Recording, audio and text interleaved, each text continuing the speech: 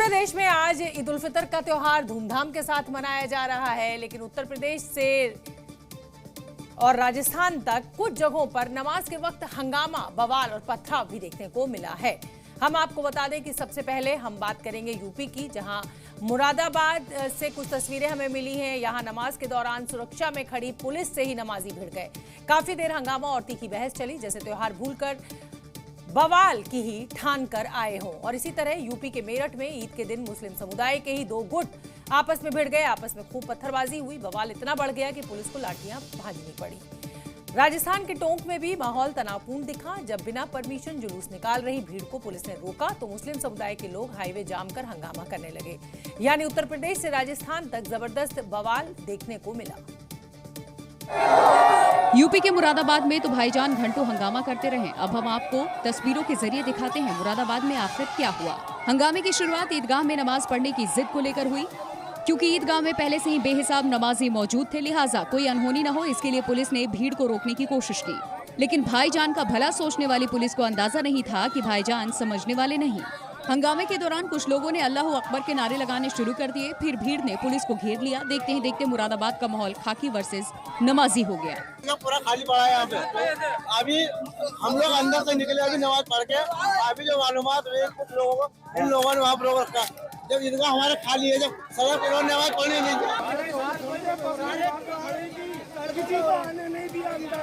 बाद में उनको ईदगाह में ही नमाज करनी थी। वो इमाम साहब के साथ वार्ता की गई और उनके द्वारा शांतिपूर्वक ढंग से नमाज अदा की गई है ईदगाह के। मेरठ में भी ईद पर जबरदस्त बवाल देखने को मिला। एक तरफ मुस्लिमों के ही दो गुटों में जमकर मारपीट और हंगामा हुआ, पत्थर चले, तो दूसरी तरफ सड़क पर नमाज अदा को लेकर मुस्लिम समाज प्रदर्शन करता नजर आया, जिसकी तस्वीरें भी आपके सामने हैं। पोस्टर पर लिखा है कि सिर्फ मुसलमान ही सड़क पर नमाज नहीं पढ़ सकते। हिंदुओं की होली, शिवरात्रि, कावड़ सड़क पर, यानी ईद पर मेरठ का माहौल भी गर्म रहा। सामने आ गए जिसमें पथराव हुआ और इसमें कुछ लोग घायल हुए हैं, जिनको इसके द्वारा दोनों एक ही समुदाय के लोग हैं और इसमें फायरिंग की भी सूचना आई है, जिसकी जांच की जा रही है। कुल मिलाकर ईद जैसे बड़े त्योहार पर भी कुछ बवाली भाईजान फितरत से बाज नहीं आए, जिसके चलते पश्चिमी यूपी का पूरा दिन हंगामेदार रहा। तो उत्तर प्रदेश से ईद की तस्वीरें हमने आपको दिखाई। अब जरा राजस्थान के टोंक से भी कुछ तस्वीरें हम आपको दिखाना चाहते हैं। यहाँ उस वक्त आज हंगामा मच गया जब ईद की नमाज के बाद मुस्लिम समुदाय के लोगों ने बिना इजाजत जुलूस निकाला और इसके बाद पुलिस और मुस्लिम समाज के लोग आमने सामने आ गए। ईद की नमाज के बाद हजारों की तादाद में नमाजी इकट्ठा हुए और मालपुरा में बिना परमिशन के जुलूस निकालने लगे। इसके बाद सड़क पर जबरदस्त हंगामा शुरू हो गया। मुस्लिमों ने हाईवे जाम कर दिया और नारेबाजी करने लगे।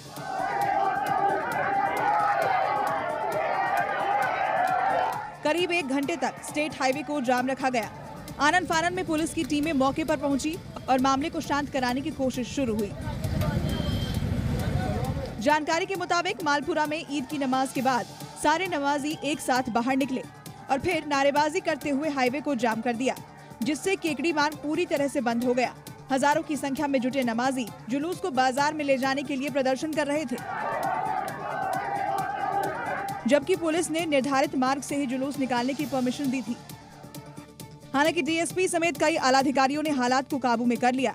काफी मशक्कत के बाद दोनों स्टेट हाईवे से जाम हटाया गया और शहर के चप्पे चप्पे पर पुलिस तैनात की गई।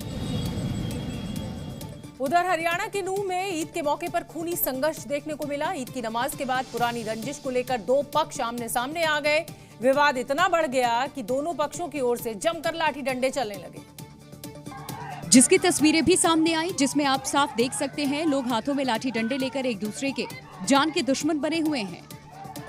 तस्वीरों में एक नहीं, दो नहीं, करीब 30 से ज्यादा लोग दिखाई दे रहे हैं और लगभग सभी लोग लाठी डंडों से लैस हैं। पूरा मामला नूंह के तिरवाड़ा गांव का है। बताया गया कि यहाँ ईद की नमाज के बाद दो पक्षों में विवाद हो गया। विवाद इतना बढ़ गया, नौबत मारपीट तक आ पहुंची, जिसके बाद लोगों ने एक दूसरे पर लाठियों से हमला कर दिया। युवक से लेकर बुजुर्ग तक इस जंग के मैदान में अपना पूरा सहयोग दे रहे हैं और एक दूसरे पर लाठी डंडे बरसा रहे हैं। इस मारपीट में दोनों पक्ष के 12 से ज्यादा लोग गंभीर रूप से घायल हुए। सभी घायलों को इलाज के लिए भर्ती कराया गया। पुलिस ने वीडियो के आधार पर मामले की जांच शुरू कर दी है। लखनवी तहजीब की अगर हम बात करें तो पहले आप का रिवाज है, लेकिन ईद पर पश्चिम बंगाल और बिहार के मुसलमानों में पहले मैं के लिए मार मच गई। और इसका दावा एक वीडियो जो वायरल हो रहा है उसके हवाले से किया जा रहा है। तस्वीरें देखिए, शोर को सुनिए, माहौल को समझिए और फिर बताने की जरूरत ही नहीं रहेगी। सोशल मीडिया पर वायरल हो रहा है ये वीडियो बंगाल बिहार बॉर्डर का बताया जा रहा है। दावा किया जा रहा है कि यहाँ इस्लामपुर थाना इलाके में 2 राज्यों के मुस्लिमों में ईद की नमाज को लेकर मार हो गई। मारपीट के पीछे की वजह जानकर आप माथा पकड़ लेंगे। बताया जा रहा है कि दोनों राज्यों के मुस्लिम समाज में पहले नमाज को लेकर बहस शुरू हुई और देखते ही देखते पूरा मैदान जंग के अखाड़े में बदल गया। बदन पर नए नए कपड़े, सर पर टोपी, यहाँ तक तो ईद सुंदर थी, लेकिन जैसे ही भाईजान ने हाथ में लठ और बांस के डंडे पकड़ लिए, कहानी ही बदल गई। हालांकि बवाल की खबर मिलते ही बिहार और पश्चिम बंगाल की पुलिस मौके पर पहुंची और जैसे तैसे माहौल को शांत कराया। हालांकि वायरल वीडियो की जी न्यूज़ पुष्टि नहीं करता है। एक तरफ ईद पर कई शहरों में बवाल तो दूसरी तरफ ईद के बहाने सियासी सवाल। अखिलेश यादव ने आरोप लगा दिया है कि लखनऊ ईदगाह जाते वक्त पुलिस ने उनका रास्ता रोका और बैरिकेडिंग लगाकर आधे घंटे तक उन्हें आगे नहीं बढ़ने दिया। आरोप तो ये भी है कि अखिलेश यादव को सिर्फ एक कार के साथ ईदगाह जाने की इजाजत मिली, जबकि उनके काफिले को रोक दिया गया। यानी ईद पर अखिलेश यादव के रास्ते में सियासी बैरिकेडिंग आ गई तो उन्होंने यूपी सरकार पर तानाशाही के आरोप लगा दिए। यानी ईद पर सियासत शुरू हो गई, क्योंकि अखिलेश की नजर में उनके काफिले को रोका जाना सियासी साजिश है, जबकि पुलिस ईदगाह पर भीड़ को देखते हुए ऐसा कर रही थी। कभी इतनी बैरिकेडिंग नहीं होती होगी। जब मैं आज आ रहा था तो जानबूझ करके पुलिस ने मुझे रोका। मैंने जानना चाहा कि भाई क्यों नहीं जाने दे रहे हो। पूरी बैरिकेडिंग लगा करके मुझे आधे घंटे जब बात की तब जाने दिया, बड़ी मुश्किल से, और एक गाड़ी जाने दी। दरअसल लखनऊ के ईदगाह पर ईद के कार्यक्रम में शामिल होने के लिए अखिलेश जा रहे थे, जब पुलिस ने उन्हें रोका। अब अखिलेश इसे तानाशाही बता रहे हैं। इसको मैं तानाशाही समझूं, मैं इसको इमरजेंसी समझूं, मैं इस बात को ये समझूं कि ऐसा दबाव बनाना चाहते हैं, डराना चाहते हैं, धमकाना चाहते हैं कि दूसरे के धर्मों में शामिल न हो, दूसरों के कार्यक्रम में शामिल न हो। हालांकि योगी के मंत्री इसे सुरक्षा व्यवस्था का हिस्सा बता रहे हैं। अखिलेश यादव जी को तुष्टीकरण की नीति पर बात करने की आदत सी बन गई है कि उनकी सेफ्टी सुरक्षा के लिए चाक चौबंद प्रबंध किए थे। अखिलेश जी को ये भी अच्छा नहीं लगता तो क्या कर सकता है कोई। कुल मिलाकर नमाज के बहाने सियासी दांव आजमाइश का दौर भी दिन भर चला। सरकार इसे सुरक्षा व्यवस्था बता रही है तो अखिलेश यादव की नजर में ये तानाशाही है। ईद की सेवइयों में नफरत का जहर घोलने वालों को सुन्नी धर्मगुरु मौलाना खालिद रशीद फिरंगी महली ने करारा जवाब दिया है और बरेली के मौलाना तौकीर रजा के उस भड़काऊ बयानबाजी पर पलटवार किया है जिसमें उन्होंने इस ईद को गम की ईद करार दिया था। दरअसल बरेली के मौलाना तौकीर रजा ने बयान दिया था कि देश में मुस्लिमों पर अन्याय हो रहा है, मस्जिदों और मदरसों को निशाना बनाया जा रहा है। यही नहीं, उन्होंने इस बार की ईद को गम की ईद करार दिया था। हम नए कपड़े इस साल ईद में नहीं पहनेंगे, किसी किस्म का मेला ठेला और नुमाइश वगैरह ये सब नहीं की जाएगी, खुशियाँ नहीं मनाई जाएंगी, सादगी के साथ ईद मनाई जाएगी, नमाज पढ़ी जाएगी। तौकीर रजा के इस भड़काऊ बयान का सुन्नी धर्मगुरु मौलाना खालिद रशीद फिरंगी महली ने बेहद सादगी से जोरदार जवाब दिया। ईद का दिन है वो खुशी का दिन है, जो हम लोग महीने भर रमज़ान भर अल्लाह की इबादत करते हैं, उसके नतीजे में आज का दिन इनाम के तौर पर अल्लाह ताला अता करता है। तो सबको चाहिए कि एक अच्छे माहौल में आज के दिन को मनाएं, सेलिब्रेट करें और एक दूसरे के गले मिल करके ईद की मुबारकबाद पेश करें। लखनऊ में ईद के मौके पर सभी मुस्लिमों ने शांतिपूर्ण माहौल में नमाज पढ़ी और मुल्क की सलामती की दुआ मांगी। इस दौरान नमाजियों ने भी नफरती बीज बोने वाले को करारा जवाब दिया। हमें खुद समझना पड़ेगा कि ये त्योहार जो आते हैं वो क्यों आते हैं, वो खुशियाँ लेके आते हैं। हमें खुश होना पड़ेगा, हम दूसरों को खुश करें, सबकी भलाई की बातें करें। आज ईद का त्यौहार है, ना कि ये इसको वक्त से जोड़ा जाए। ये प्यार मोहब्बत का, आपसी भाईचारे का त्यौहार है। हिंदू मुस्लिम सारे भाई मिल करके रहें, इस त्यौहार को मनाएं।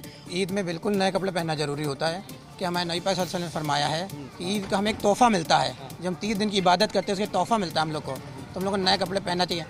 मौलाना तौकीर रजा के पुराने कपड़े पहनने और काला फीता बांधने वाले नफरती बयान की हवा निकल गई। तौकीर रजा की तकरीर का मुसलमानों ने तगड़ा जवाब दिया और सभी ने भाईचारे और आपसी सौहार्द के साथ ईद मनाकर नई मिसाल पेश की। एक तरफ ईद पर बवाल और नोकझोंक की तस्वीरें मिल रही हैं, तो दूसरी तरफ देश भर में वक्फ संशोधन बिल के खिलाफ मुस्लिम समाज ने काली पट्टी बांधकर अपना विरोध भी दर्ज कराया और वक्फ संशोधन की मुखालफत की। दिल्ली से भोपाल तक ईद की नमाज पर नमाजी काली पट्टी बांधे नजर आए। ये वक्फ पर विरोध का अपना तरीका है। यूपी के अलग अलग शहरों में भी नमाज के दौरान नमाजी काली पट्टी बांधे नजर आए, तो उत्तराखंड के रुड़की में भी भाईजान ने विरोध की काली पट्टी बांधे रखी। इसी तरह एमपी के दामोह में भी नमाज के दौरान वक्फ संशोधन का काली पट्टी बांधकर विरोध किया, यानी विरोध की वो चिंगारी जिसे all India Muslim personal law board ने भड़काई। भाईजान ने पूरे दिल से उस पर अमल किया। सब काली पट्टी बांध के अपना विरोध दर्ज कराई। साहब आपने भी काली पट्टी? देखिए, हमारे बड़ों ने जो हमें इंस्ट्रक्शन दिए हैं उसके हिसाब से अभी हमने काली पट्टी बांधी है। ये सब शुरुआत है, संशोधन का शुरुआत है। तरीके से विरोध और गवर्नमेंट को एक मैसेज जाना चाहिए कि हम लोगों की क्या इरादा है, क्या ख्याल है।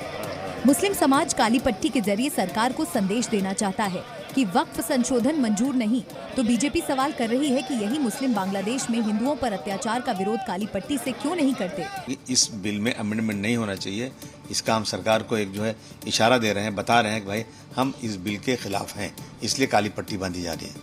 आज यदि ईद के अवसर पर इस तरह के बैनर लगाकर इस देश के में अराजकता फैलाने की कोई कोशिश करेगा तो वो बर्दाश्त नहीं किया जाएगा। कुल मिलाकर वक्फ संशोधन के खिलाफ मुस्लिम समाज ने अपना संदेश सरकार तक पहुंचा दिया है, तो दूसरी तरफ केंद्र सरकार की संशोधन बिल की तैयारी लगभग पूरी है। सूत्रों की माने तो 2 अप्रैल को संसद में वक्फ संशोधन बिल पेश हो सकता है।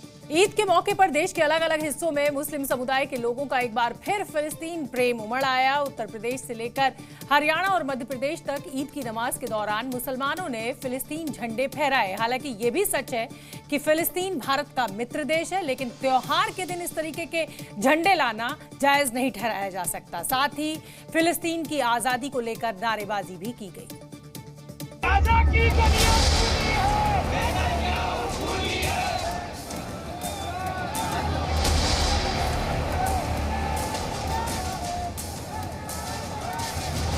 और देश के अलग अलग हिस्सों से आई ये तस्वीरें इस बात की गवाह भी देती हैं।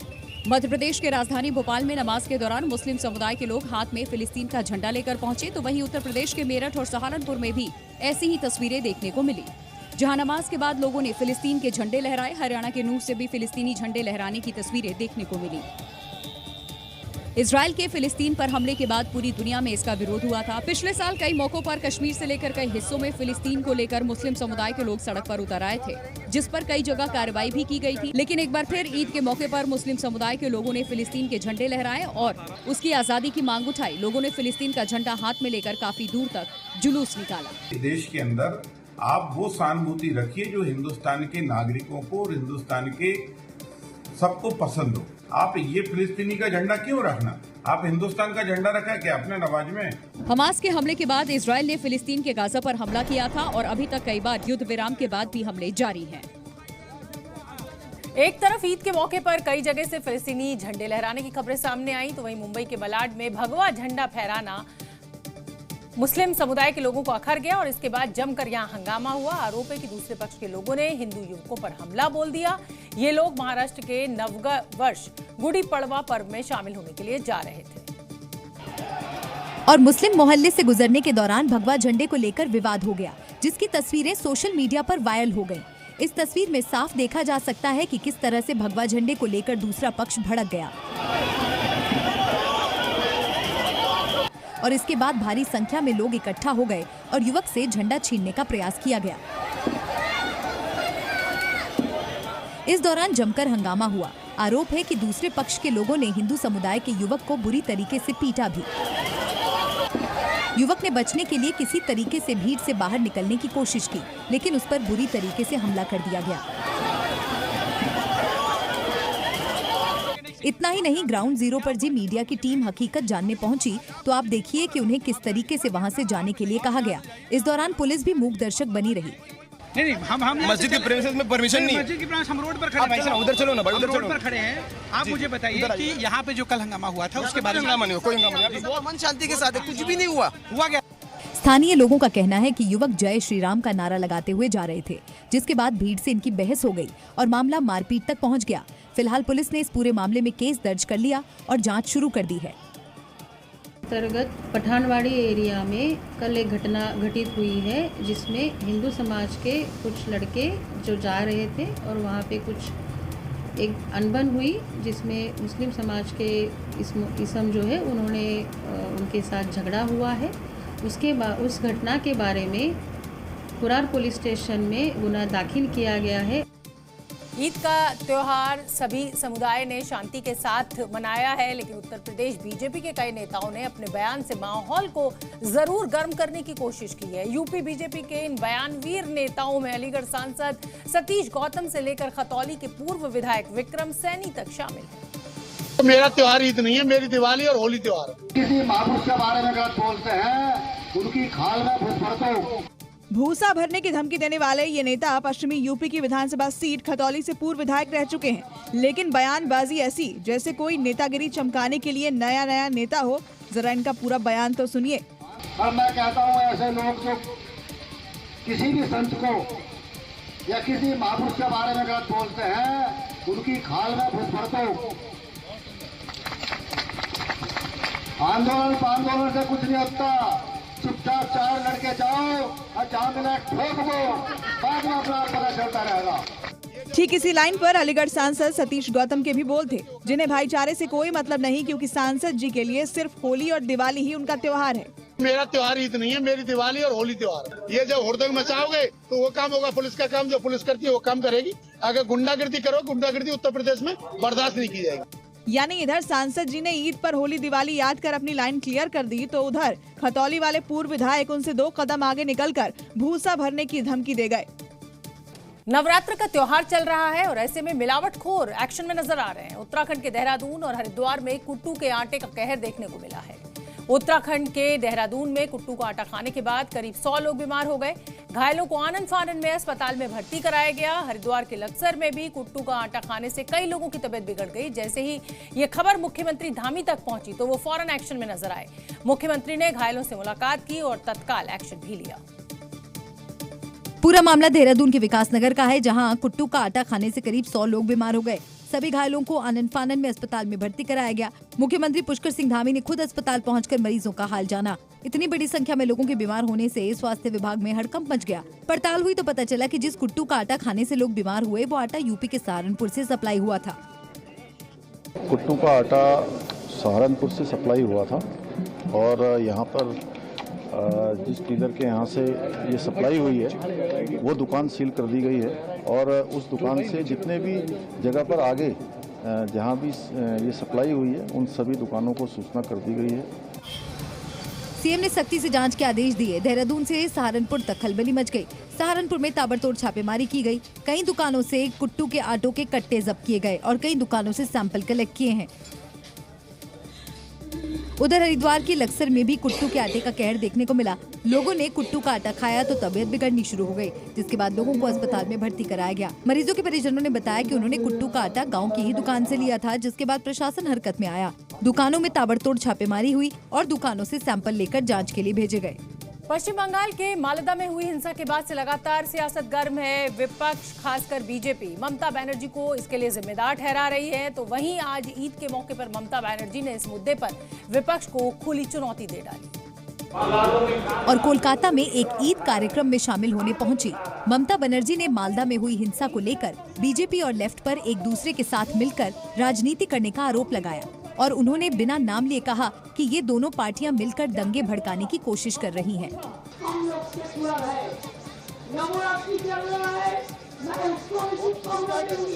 लेकिन हम नहीं चाहते हैं कि इसके लिए दंगा करे, कोई अपने आम जनता नहीं करते हैं, कोई एक पॉलिटिकल पार्टी करते हैं।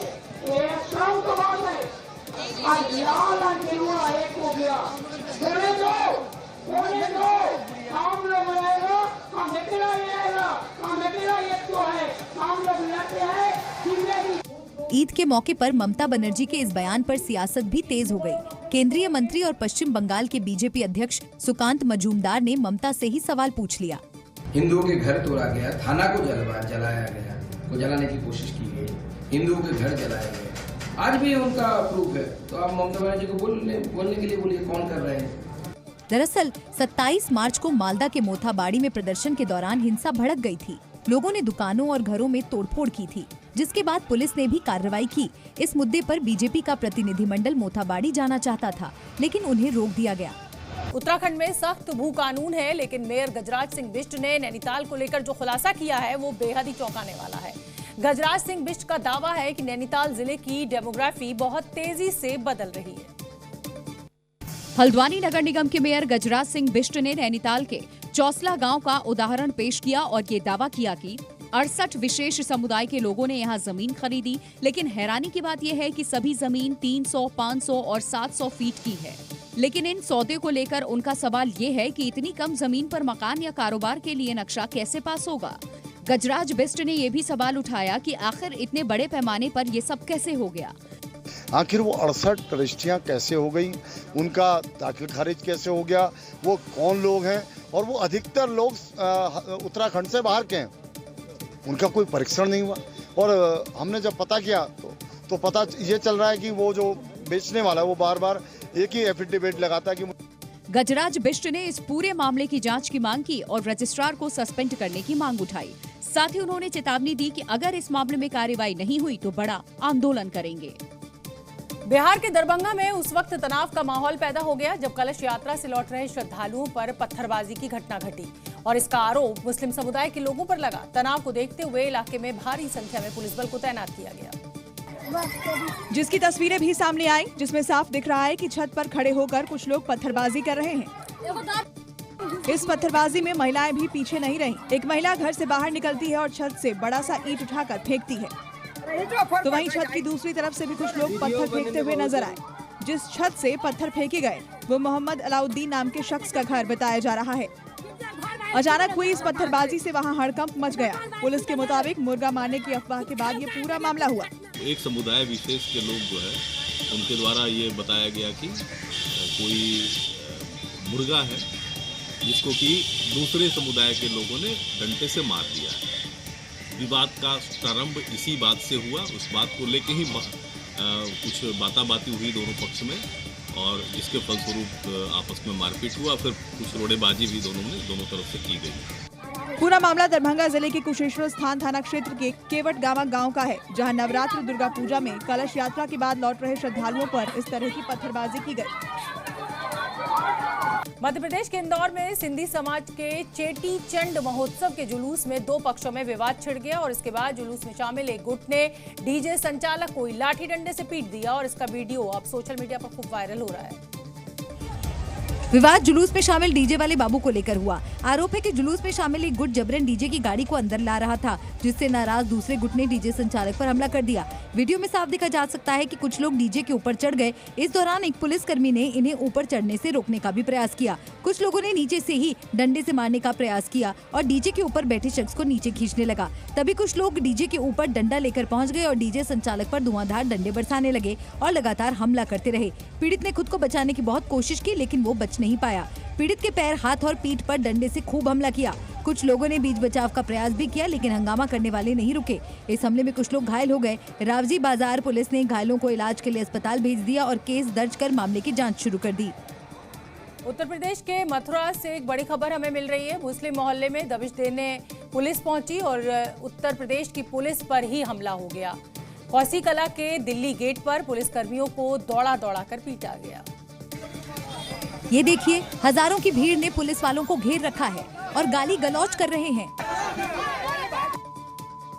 इस बीच भीड़ में शामिल कई उपद्रवी पुलिस वालों से धक्का मुक्की करते हैं। इसके बाद तो जबरदस्त हंगामा शुरू होता है। भीड़ ने पुलिस को पीटना शुरू कर दिया। जान बचाकर भागते पुलिस वालों को इतना पीटा गया कि उनके कपड़े तक फट गए। ये देखिए, सादी वर्दी में आई पुलिस वालों को भीड़ दौड़ा रही है और उन पर पत्थर फेंके जा रहे हैं। मामला कोसी कलां के दिल्ली गेट के मुस्लिम इलाके का है। हमले में 3 पुलिसकर्मी घायल हुए हैं। एक ई रिक्शा जो है पुलिसकर्मियों की गाड़ी से टकरा गया। उसी बात को लेकर के ई रिक्शा वाले से और जनता के लोगों से पुलिसकर्मियों के बीच में विवाद उत्पन्न हो गया। उसी में आपस में मारपीट और ये सब नौबत आ गई। मुकदमा दर्ज करके आवश्यक कार्रवाई की जा रही है। जानकारी के मुताबिक आरोपियों को पकड़ने के लिए उप निरीक्षक प्रदीप कुमार, फिरोज कुमार, सिपाही निखिलेश कुमार, अभिषेक और अंकित कुमार गए थे। सभी सादे कपड़ों में और निजी वाहन से पहुंचे थे। पुलिसकर्मी आरोपियों के बारे में पूछताछ कर रहे थे, तभी कुछ लोगों ने सिपाहियों को घेर लिया। आरोपी उन पर थप्पड़ और घूंसे बरसाने लगे। जब पुलिसकर्मियों ने भागने की कोशिश की तो उन्हें दौड़ा कर पीटा गया। बेकाबू भीड़ में फंसे पुलिसकर्मी किसी तरह से जान बचाकर भागे। घायलों को अस्पताल में भर्ती कराया गया। पुलिस ने 24 नामजद और 14 अज्ञात के खिलाफ मुकदमा दर्ज किया है और जांच कर रही है। बिहार के भागलपुर में अपनी मांगों को लेकर होमगार्ड अभ्यर्थियों ने प्रदर्शन करते हुए जमकर हंगामा किया, जिससे वहां जाम लग गया और पुलिस ने उन्हें समझाने की कोशिश भी की और उसके बाद उनका गुस्सा और ज्यादा भड़क गया। इस दौरान कुछ अभ्यर्थियों ने हाथ में पोस्टर लेकर बुलडोजर पर चढ़कर प्रदर्शन किया, जमकर नारेबाजी की। वहीं कुछ अभ्यर्थी बीच सड़क पर खड़े ट्रक पर जमकर हंगामा करते दिखाई दिए। अभ्यर्थियों के प्रदर्शन, हंगामे और नारेबाजी के चलते वहां भीषण जाम लग गया। मौके पर मौजूद पुलिस अफसरों ने उन्हें समझाने की कोशिश की, लेकिन प्रदर्शनकारी मानने को तैयार नहीं हुए। दावा किया जा रहा है कि जिसके बाद पुलिस ने लाठीचार्ज करते हुए उन्हें तितर-बितर कर दिया, जिसके बाद से वहां से प्रदर्शनकारी अभ्यर्थी भागे। इस दौरान पुलिस ने कुछ अभ्यर्थियों को पकड़ लिया। आरोप है कि पकड़े गए अभ्यर्थियों में से एक को पुलिस ने मौके पर थप्पड़ जड़ दिया। वहीं पुलिस की इस कार्रवाई में गुस्साए होमगार्ड अभ्यर्थी सड़क पर बैठ गए और वहां जमकर नारेबाजी की। दरअसल ये पूरा मामला नौगछिया का है। प्रदर्शनकारी अभ्यर्थियों की मांग है कि होमगार्ड भर्ती प्रक्रिया में नौगछिया प्रखंड को भी शामिल किया जाए और अगर ऐसा नहीं किया गया तो वो सड़क पर उतरकर फिर से प्रदर्शन करेंगे। चैत्र नवरात्र का पावन पर्व चल रहा है। धार्मिक स्थलों पर भक्तों की भीड़ उमड़ रही है। अयोध्या में रामनवमी को लेकर खास तैयारियां की गई हैं। रामनवमी को लेकर रामलला का दरबार भव्य रूप से सजाया जा रहा है, जिसकी भव्य और मनमोहक तस्वीरें भी सामने आई हैं। रामनवमी को लेकर प्रभु रामलला का दरबार रंग बिरंगे फूलों से सजाया गया है। हर तरफ राम जन्मोत्सव का उल्लास है। हिंदू नववर्ष और रामनवमी को लेकर राम मंदिर के मुख्य द्वार को आकर्षक रूप में सजाया गया है। इस अलौकिक दृश्य को देखकर श्रद्धालु भाव विभोर हो रहे हैं। रंग बिरंगी फूलों से गेट पर गणेश जी बनाए गए हैं। बीच में रामलला के स्वरूप को दर्शाया गया है। साथ ही फूलों से जगत जननी मां दुर्गा की तस्वीर उकेरी गई है, जो दूर से ही देखने में बेहद आकर्षक और दिव्य भव्य लग रही है। क्योंकि 6 अप्रैल को रामनवमी है और इस दिन अयोध्या में प्रभु श्री राम का जन्मोत्सव भव्य और दिव्य रूप से मनाया जाएगा। नवरात्र को लेकर लगातार रामलला के दर पर श्रद्धालुओं का सैलाब उमड़ रहा है। श्रद्धालु भक्ति में लीन होकर भगवान श्री राम के दर्शन के लिए अयोध्या पहुंच रहे हैं। उम्मीद है कि रामनवमी पर रामलला के दर्शन के लिए पहुंचने वाले श्रद्धालुओं का आंकड़ा और बढ़ सकता है। अगर आप रोजाना हाईवे पर सफर करते हैं तो फिर ये खबर आपको जरूर देखनी चाहिए, क्योंकि 1 अप्रैल से हाईवे पर टोल टैक्स बढ़ जाएगा और इसके तहत दिल्ली मेरठ एक्सप्रेसवे पर कार चालकों को 170 रुपए, बस ट्रक चालकों को 580 रुपए चुकाने होंगे। कमर्शियल वाहनों को 280 रुपए देने होंगे। पहले ये दर 165 रुपए थी, अब ये नई दर 170 रुपए है कारों के लिए, यानी 5 रुपए की बढ़ोतरी आप इसको कह सकते हैं। नई दरों के बाद छिजारसी टोल पर कार चालकों को 175 रुपए, बस और ट्रकों को 590 रुपए, जबकि छोटे कमर्शियल वाहनों को 280 रुपए चुकाने होंगे। अयोध्या के रोनाही टोल प्लाजा पर कार चालकों को 125 रुपए, बस ट्रक चालकों को 430 रुपए, कमर्शियल वाहनों को 205 रुपए देने होंगे। बाराबंकी में कार चालकों को 110 रुपए, बस ट्रक चालकों को 365 रुपए और कमर्शियल वाहनों को 175 रुपए देने होंगे। सुल्तानपुर में कार चालकों को 115 रुपए, बस ट्रक चालकों को 385 और कमर्शियल वाहनों को 185 रुपए, यानी कुल मिलाकर कारों पर 5 रुपए की बढ़ोतरी है, बस और ट्रक पर कुल मिलाकर 15 रुपए की बढ़ोतरी है और कमर्शियल वाहनों पर यह बढ़ोतरी 10 से 15 रुपए है। कहीं किसी रूट पर 10 रुपए है और किसी रूट पर 15 रुपए। और नेशनल हाईवे पर बढ़ी हुई टोल टैक्स की दरें आज रात से ही प्रभावी रूप से लागू हो जाएंगी। 12 बजे रात्रि मध्य रात्रि और 1 अप्रैल से जो है टोल प्लाजा की जो शुल्क है वो बढ़ा दिया गया है। 5 रुपए से लेकर 25 रुपए तक दर बढ़ाई गई है। टोल टैक्स बढ़ाए जाने को लेकर लोगों में नाराजगी है। लोगों का कहना है कि टोल टैक्स बढ़ाने से जेब पर सीधा असर पड़ा है। ये तो टोल बढ़ा दिया, हम लोग टैक्स भी दें, पहले ही 75-80 हजार लग जाता है, उसके बाद टोल अब और बढ़ रहा है। ये कह रहे थे समाप्त करेंगे और बढ़ा रहे हैं इसको। टोल टैक्स बढ़ाए जाने को लेकर लोगों की अलग अलग राय है। सीतापुर में कुछ लोगों ने इसे सही बताया तो कुछ लोगों ने नाराजगी जताई। महंगा नहीं होना चाहिए, सुविधाएं नहीं है, रोड जो है जर्की इतना बेकार बना हुआ है, हम लोग आ रहे हैं भोग रहे हैं। जनता का इससे बहुत बड़ा नुकसान है। टोल तो महंगा नहीं होना चाहिए, किसानों और जनता के हित में इसको और सस्ता होना चाहिए था। हाईवे पर टोल टैक्स बढ़ाए जाने से लोगों में नाराजगी है। लोगों का कहना है कि किसानों और आम जनता को राहत देने के लिए टोल सस्ता होना चाहिए। महाकुंभ वाली मोनालिसा तो आपको याद ही होगी। मोनालिसा को जिस डायरेक्टर ने हीरोइन बनाने का सपना दिखाया था और मुंबई लेकर गया था, वो डायरेक्टर अब रेप केस में गिरफ्तार हो चुका है। सनोज पर आरोप है कि उसने फिल्मों में काम दिलाने के बहाने एक्ट्रेस का एक रिजॉर्ट में रेप किया, फिर अश्लील तस्वीरों के जरिए लगातार ब्लैकमेलिंग और शारीरिक शोषण किया। इतना ही नहीं, मोनालिसा के डायरेक्टर पर जबरन 3 बार अबॉर्शन कराने का भी आरोप लगा है। सनोज मिश्रा तब चर्चा में आया था जब उसने महाकुंभ वाली मोनालिसा को फिल्म में रोल देने का ऐलान किया था। इसके बाद मोनालिसा को लेकर वो मुंबई और दूसरी जगह पर भी लेकर गया।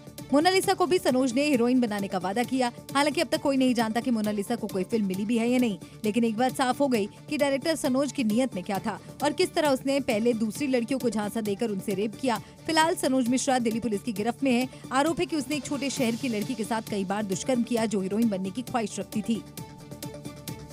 कर्नाटक पुलिस ने पिछले साल स्टेट बैंक ऑफ इंडिया में हुई बड़ी गोल्ड चोरी का पर्दाफाश किया है और पुलिस ने चोरों के पास से 13 करोड़ रुपए की लूट का सोना और सोने के गहने बरामद कर लिए हैं।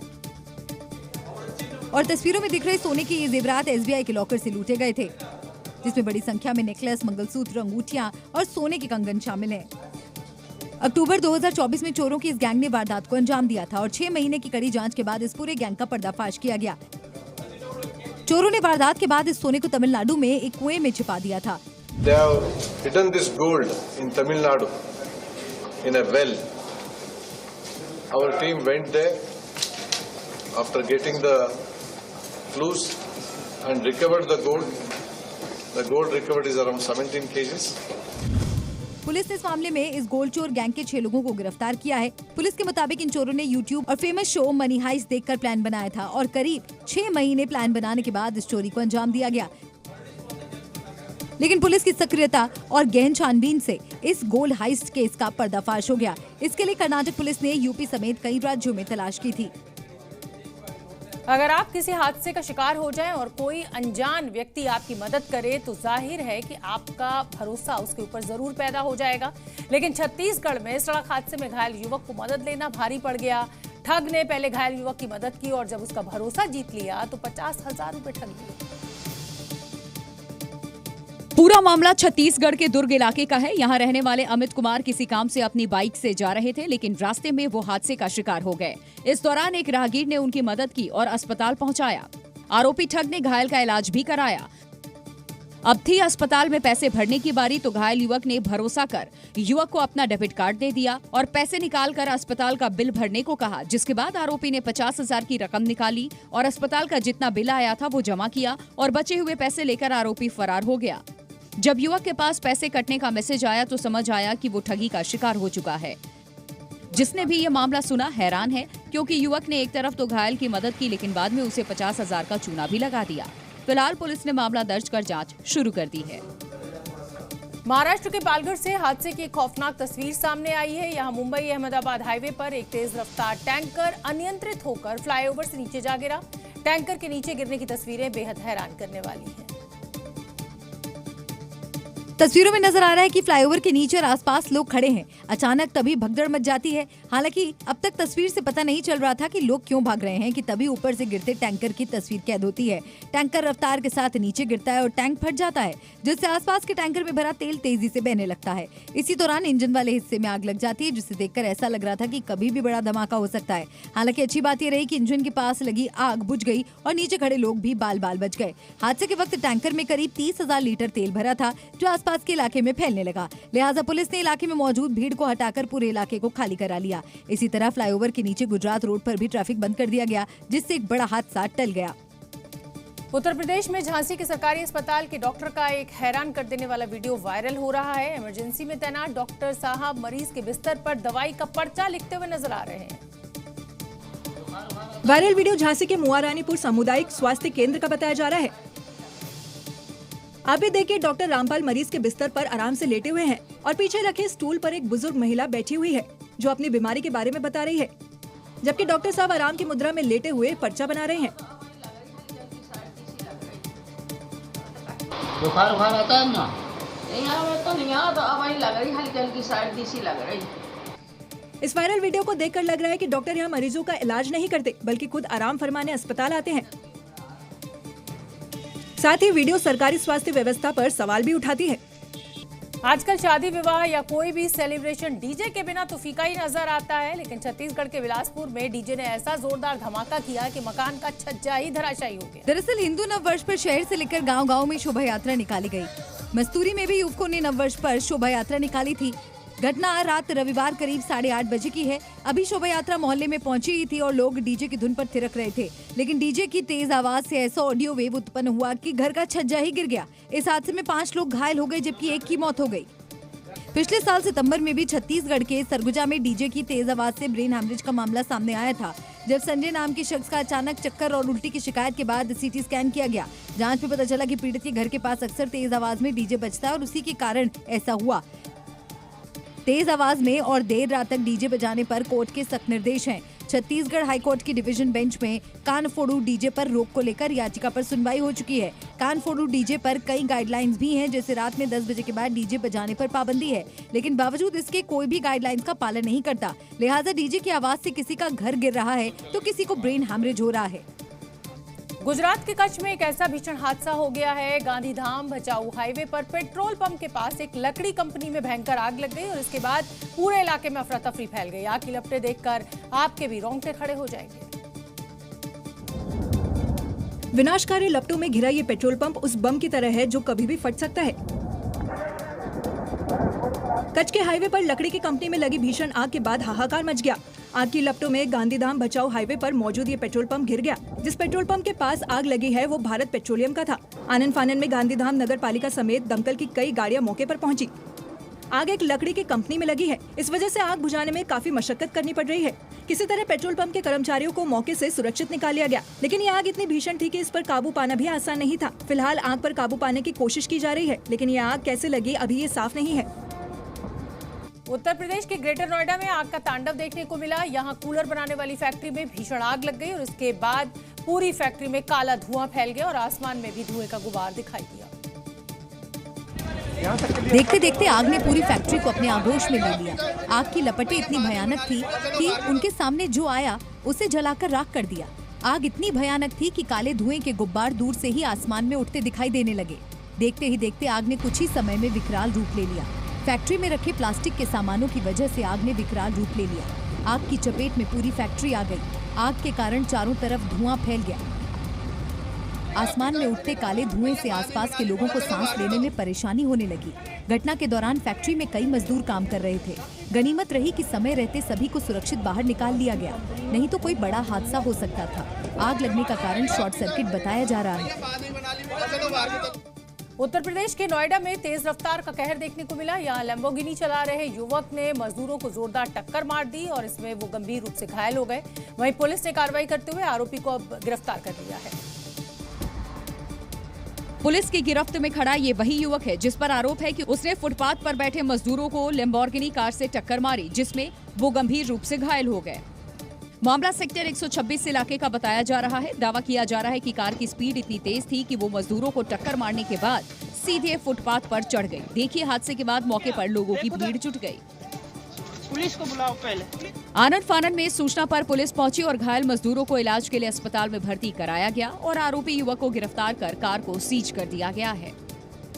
बताया जा रहा है कि ये कार फेमस यूट्यूबर के नाम पर रजिस्टर्ड है। वहीं दावा ये भी है कि यूट्यूबर ने कुछ महीने पहले कार को राजस्थान में रहने वाले युवक को बेच दिया था। पुलिस ने इस पूरे मामले की जांच पड़ताल करी तो यह गाड़ी मशहूर यूट्यूबर मुद्दल की बताई जा रही है, पर पुलिस का ये कहना है कि 4 महीने पहले ही इस गाड़ी को बेच दिया था। फिलहाल पुलिस अब मामले की तहकीकात कर रही है और ये जांच कर रही है कि इस हादसे से यूट्यूबर का कोई लिंक तो नहीं है। मध्य प्रदेश के ग्वालियर में कार के शीशे तोड़ने वाले बदमाशों ने उत्पात मचा रखा है। स्कूटी सवार 4 बदमाशों ने गोवर्धन कॉलोनी में जमकर हंगामा किया और दर्जन भर गाड़ियों के शीशे तोड़ डाले। स्कूटी सवार बदमाश कॉलोनी में आते हैं, फिर एक बदमाश जमीन से पत्थर उठाता है और किनारे खड़ी गाड़ी के शीशे तोड़ देता है। थोड़ी देर बाद बदमाशों का एक और साथी आता है और वो गाड़ी के फ्रंट विंडशील्ड पर बड़ी सी ईंट दे मारता है। इसके बाद चारों बदमाश एक ही स्कूटी पर बैठकर फरार हो जाते हैं।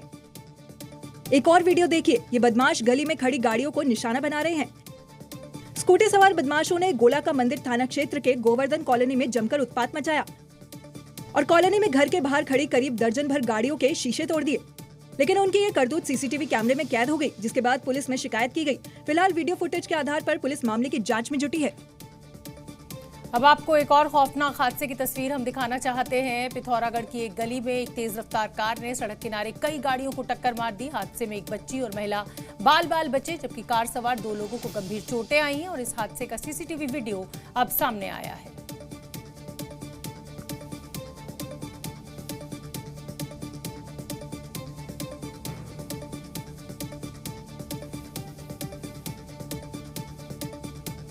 मध्य प्रदेश के सीहोर में प्रसिद्ध मां विजयासन देवी मंदिर सलकनपुर में बड़ी लापरवाही सामने आई। यहां नवरात्रि के मौके पर प्रसिद्ध विजयासन देवी मंदिर जा रहे कुछ लोग रोपवे के ऊपर बैठे नजर आए, जिसका वीडियो अब सोशल मीडिया पर जमकर वायरल हो रहा है। वायरल वीडियो में रोपवे ट्रॉली के ऊपर 2 लोग बैठे हुए नजर आ रहे हैं। तस्वीरें देखकर अंदाजा लगाया जा सकता है कि अगर छोटा सा भी झटका लगेगा तो इन लोगों का क्या हाल होगा, ये खुद नहीं जानते। सबसे हैरानी की बात तो यह है कि रोपवे के ऊपर बैठे लोगों ने किसी तरह के सुरक्षा उपकरण भी नहीं पहने हैं। दरअसल नवरात्रि के इस पावन अवसर पर हजारों श्रद्धालु मंदिर पहुंच रहे हैं। मंदिर तक पहुंचने के लिए 3 मार्ग हैं, सड़क मार्ग, सीढ़ी मार्ग और रोपवे। वीडियो वायरल होने के बाद रोपवे संचालकों पर कई सवाल उठ रहे हैं।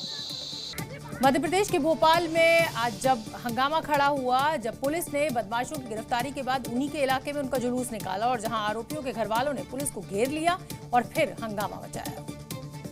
देखिए कैसे ये महिलाएं पुलिस की कार्रवाई का विरोध कर रही है और पुलिस को बदमाशों का जुलूस निकालने से रोका। तब उसका जुलूस नहीं निकला, मार के ही फेंक दिया था, कोई नहीं आया, तो ये जुलूस निकाल रहे हैं। बताया जा रहा है कि पुलिस ने बदमाशों को गिरफ्तार किया, जिनके खिलाफ लूट, हत्या की कोशिश जैसे मुकदमे दर्ज थे। गिरफ्तारी के बाद पुलिस ने इन बदमाशों का उन्हीं के इलाकों में जुलूस निकाला, जिससे लोगों में इनका खौफ खत्म हो और उन्हें सबक सिखाया जा सके।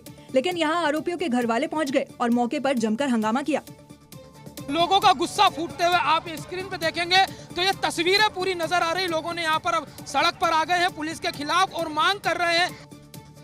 वहीं हंगामे के बाद इस दौरान लोगों की भीड़ वहां जुट गई। इस दौरान पुलिस ने किसी तरह स्थिति को संभाला और बदमाशों को थाने लेकर पहुंची। वहीं आरोपियों के घर वालों ने आरोप लगाया कि पहले भी इलाके में कई वारदातें हुई, लेकिन इस तरह पुलिस ने कभी जुलूस नहीं निकाला। अब ऐसा क्यों किया जा रहा है?